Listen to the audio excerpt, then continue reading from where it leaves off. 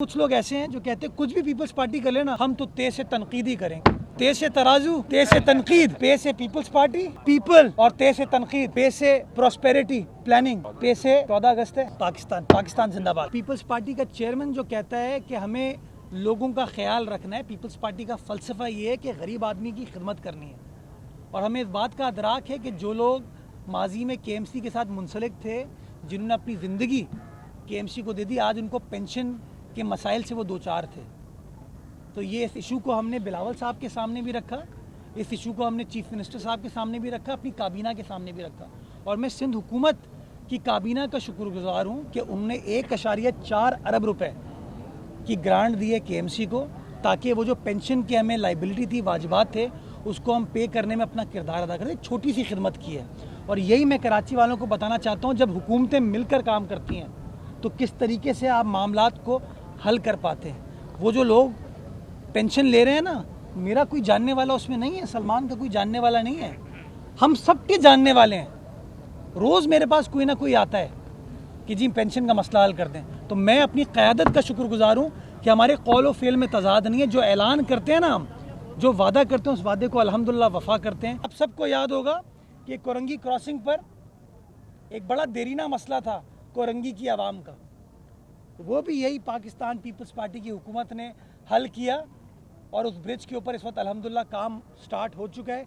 Piling का इस वक्त काम चल रहा है जिसमें लोड टेस्टिंग होती है। इंशाल्लाह टारगेट है कि साल भर में उस काम को मुकम्मल करके कोरंगी की आवाम का भी भला करेंगे, जो सनतकार जाते हैं उनका भी भला करेंगे, जो मज़दूर जाते हैं उनका भी भला करेंगे, जो पेशेंट्स अस्पतालों की तरफ जाते हैं उनका भला भी करेंगे और जो तलबा तालबात यूनिवर्सिटी की तरफ जाते हैं उनका भी भला करेंगे। तो इंशाल्लाह ये बेहतरी का सफ़र, तरक्की का सफ़र, डेवलपमेंट का सफ़र बिलावल भुट्टो ज़रदारी साहब की सरबराही में, आसिफ अली ज़रदारी साहब की सरबराही में पाकिस्तान पीपल्स पार्टी का एक एक कारकुन इसी तरीके से जारी व सारी रखेगा। पाकिस्तान जिंदाबाद। अच्छा मुर्तज़ा साहब, ये बताइएगा, आपने भी कहा कि जैसे पानी का मसला इस इलाके में है, आपने ऑपरेशन किया, कनेक्शन काटे, लेकिन वो माफिया फिर आ गई।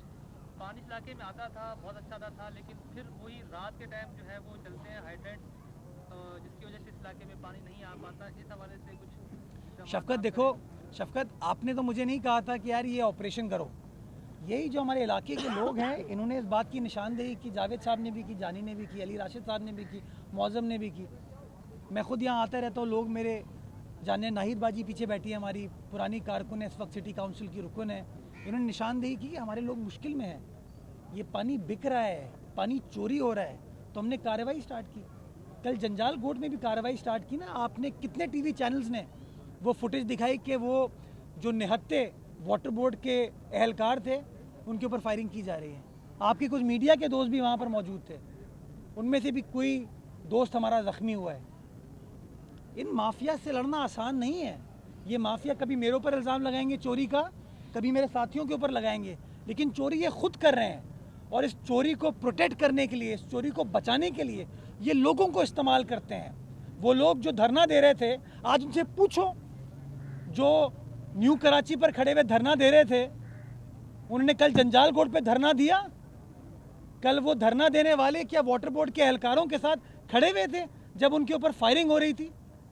वो जो सियासी लीडर अपने आप को कहता है, जिसने वाटर बोर्ड के दफ्तर के बाहर धरना दिया था और पूरे शहर में अपने बिलबोर्ड लगा देता है, वो लोगों के अंदर मायूसी को बेचता है, कल क्या वो जंजाल गोट में वाटर बोर्ड के एहलकारों के साथ मौजूद था? जो पुलिस वाले हमारे साथ खड़े हुए थे, कार्रवाई कर रहे थे, उनके साथ खड़ा हुआ था? नहीं। इन लोगों को फैसला करना होगा कि वो माफियाज के साथ है या शहर की तरक्की के साथ है, शहर की आवाम के साथ है। और जो शख्स इस शहर की आवाम के साथ नहीं होगा वो किसी माफिया का भी हो, इंशाल्लाह उससे माफ़ी मंगवाएंगे। सबसे पहले तो आपको मुबारकबाद हो, आपने केएमसी का जो मसाइल थे, सबसे बड़ा पेंशनर का जो मसला था तनख्वाह का, वो आपने हल कर दिया। तो अब ज़रा उनकी तरफ तवज्जो दी जाए कि जो उनके फ़राइज़ हैं तो वो भी वो ऐसा तरीके से अदा करें। दूसरा ये मसला है कि ये बता दें कि गुजरा हुकूमत का मामला कहाँ तक पहुँचा। आज एमक्यू की और आपकी मुलाकात की है वज़ीर आला साहब की, तो ये मामला कब तक तय हो जाएगा और नया वज़ीर आला कब आ जाएगा? जी, मैं शुक्रगुजार हूँ कि आपने एक अच्छे इशू की तरफ निशानदेही की। यार वो मसला मैंने हल नहीं किया, वो मसला पीपल्स पार्टी ने हल किया। वो पीपल्स पार्टी का चेयरमैन जो कहता है कि हमें لوگوں کا خیال رکھنا ہے. پیپلز پارٹی کا فلسفہ یہ ہے کہ غریب آدمی کی خدمت کرنی ہے, اور ہمیں اس بات کا ادراک ہے کہ جو لوگ ماضی میں کے ایم سی کے ساتھ منسلک تھے, جنہوں نے اپنی زندگی کے ایم سی کو دے دی, آج ان کو پینشن کے مسائل سے وہ دوچار تھے. تو یہ اس ایشو کو ہم نے بلاول صاحب کے سامنے بھی رکھا, اس ایشو کو ہم نے چیف منسٹر صاحب کے سامنے بھی رکھا, اپنی کابینہ کے سامنے بھی رکھا.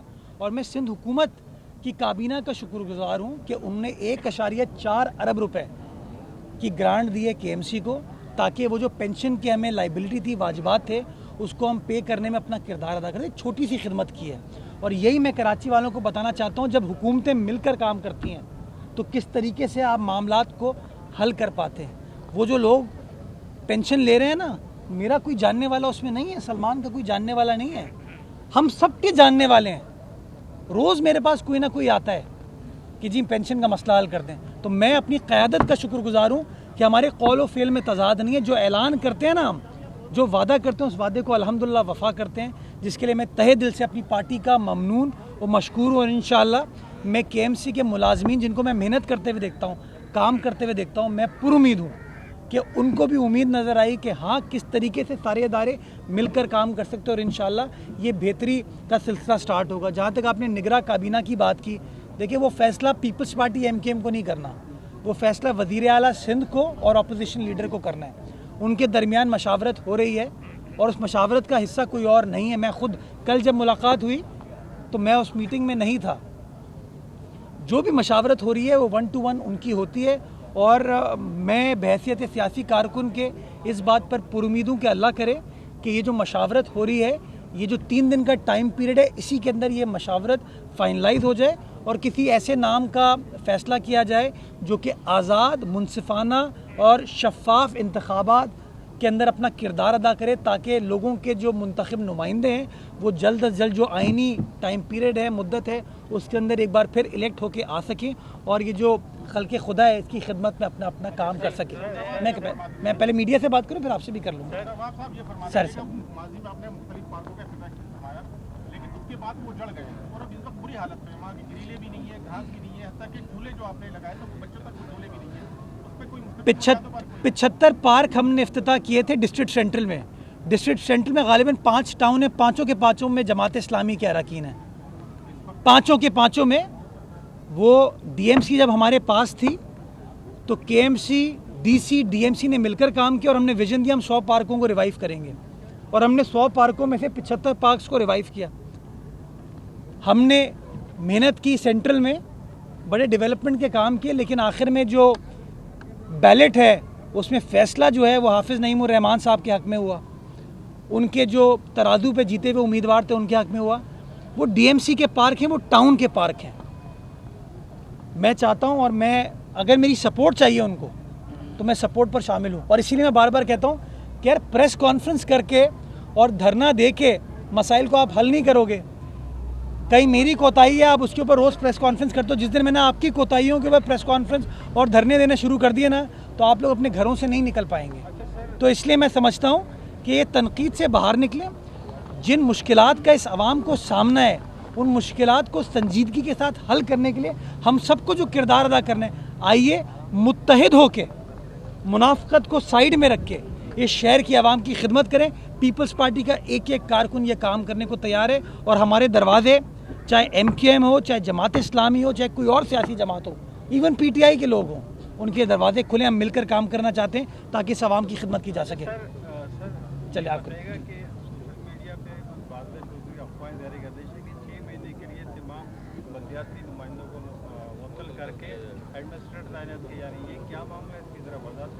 آپ کہہ رہے ہیں کہ میں ایڈمنسٹریٹر بننے والا ہوں.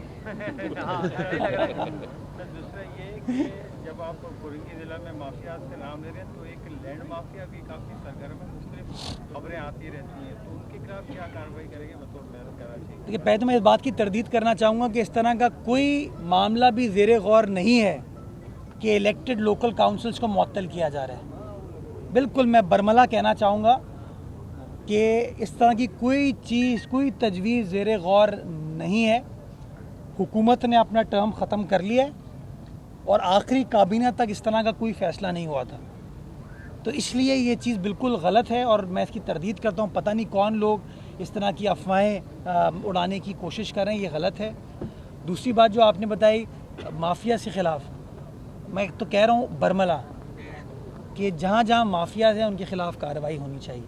اور آپ میڈیا، سوشل میڈیا کے جو دوست ہیں وہ غلطی کو، کوتاہی کو تو آئیڈینٹیفائی کرتے ہیں، لیکن میں سمجھتا ہوں جن مافیاز کے خلاف کارروائی کی جا رہی ہے نا اس کو بھی آئیڈینٹیفائی کریں، اس کو ہائی لائٹ کریں، تاکہ ان بچوں کو امید دلائی جا سکے کہ اس شہر کراچی کے اندر جہاں بڑی بڑی مافیاز تھی نا بوریوں سے ریلیٹڈ،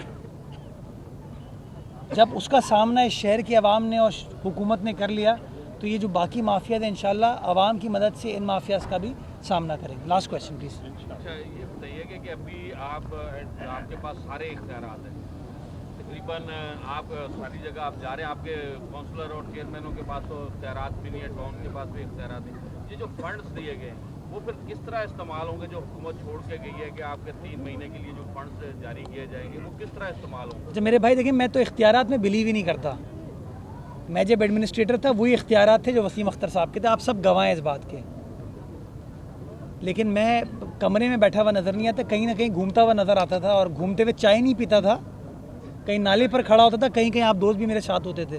تو میں سمجھتا ہوں اختیارات کا ایشو نہیں ہے، ایک ٹرانزیشن پیریڈ ہے، اور ٹرانزیشن پیریڈ کیوں طے کیا گیا کہ الیکشن سے پہلے یہاں پر ڈی ایم سیز تھی، اب وہ جو ڈی ایم سی ہے اس ڈی ایم سی کو ختم کر کے اور نچلی سطح پر ڈیوالو کیا گیا، ٹاؤنز کریٹ کیے گئے ہیں۔ اب اگر مثال میں آپ کو دیتا ہوں، ڈسٹرکٹ ساؤتھ ہے تو ڈی ایم سی ساؤتھ کو ختم کر کے ٹی ایم سی لیاری اور ٹی ایم سی صدر کریٹ کیا گیا، تو وہ جو ڈی ایم سی ساؤتھ کی جائیداد تھی، اس کے جو اثاثے تھے اور اس کی لائبلٹی تھی، اس کو بائیفرکیٹ کیسے کیا جائے گا؟ تو اگر آپ نے انہی ٹاؤن کے حوالے کر دیا کہ آپ لوگ خود کر لو تو پھر تو معاملہ آگے نہیں بڑھ پائے گا، تو اس لیے ٹرانزیشن پیریڈ دیا گیا کہ اس ٹرانزیشن پیریڈ کے اندر طے کر لیا جائے کہ لیاری کے اندر کیا اثاثے آئیں گے، صدر کے اندر کیا اثاثے آئیں گے۔ اسی طریقے سے جب آپ کورنگی، تو یہاں پر شاہ فیصل بھی ہے، یہاں پر کورنگی بھی ہے، اگر نعیم شیخ کو کہا جائے کہ اثاثے بانٹ دو سارے یہ رکھ لیں گے، اگر وہ خٹک صاحب کو کہہ دیا جائے کہ شاہ فیصل سارے اثاثے آپ بانٹو، سارے وہ شاہ فیصل لے جائیں گے۔ تو اس لیے ایک نیوٹرل افسر جو ہے وہ اس کو منصفانہ انداز سے پروسیس کو کمپلیٹ کرے۔ ہماری ڈیمانڈ صرف یہ ہے کہ اس پروسیس کو جلد از جلد کمپلیٹ کیا جائے تاکہ ان کے پاس وہ تمام ایگزیکٹو کنٹرول آ جائے۔ اگر آپ کو سمجھتے ہیں یہ غلط چیز ہے تو کیا آپ لوگ یہ چاہتے ہیں کہ ہم ٹاؤن ختم کر کے واپس ڈی ایم سی پہ چلے جائیں؟ یہ فیصلہ کر لیں لوگ، کیونکہ مسئلہ یہ کچھ لوگ ایسے ہیں جو کہتے ہیں کچھ بھی پیپلز پارٹی کر لے نا ہم تو تیز سے تنقید ہی کریں گے، تیز سے ترازو، تیز سے تنقید، پے سے پیپلز پارٹی، پیپل، اور تیز سے تنقید، پے سے پراسپیرٹی پلاننگ، پے سے 14 اگست ہے، پاکستان زندہ باد۔